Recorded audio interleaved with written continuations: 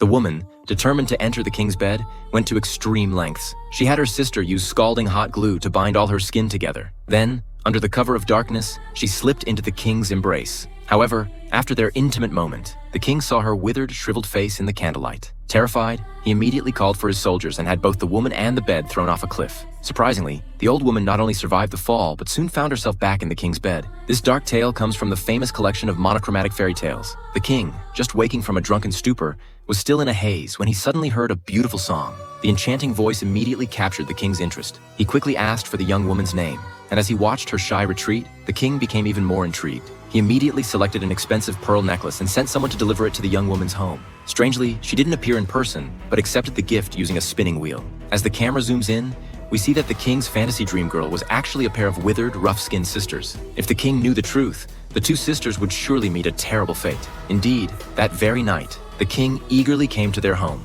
Hearing the urgent and impatient knocking, the younger sister was scared and wanted to confess, but her older sister covered her mouth. The older sister cleared her throat and pretended to be sweet. Hearing her gentle voice, the king grew even more impatient. The sister had no choice but to promise that in 1 week, she would give the king the most beautiful part of her body. The king immediately agreed, but the younger sister was shocked. Their bodies had long since wrinkled into knots. Yet the older sister remained confident. She boiled a pot of collagen, then spread it evenly on her finger before wrapping it tightly with cloth. Now she just needed to wait 7 days to have a perfect finger. However, on the 7th day, when she confidently unwrapped the bandage, she discovered her finger was still withered and wrinkled. The older sister burst into tears. Seeing this, the younger sister quickly came to comfort her. But the 7-day promise had arrived, and once again, the king's knocking could be heard at the door.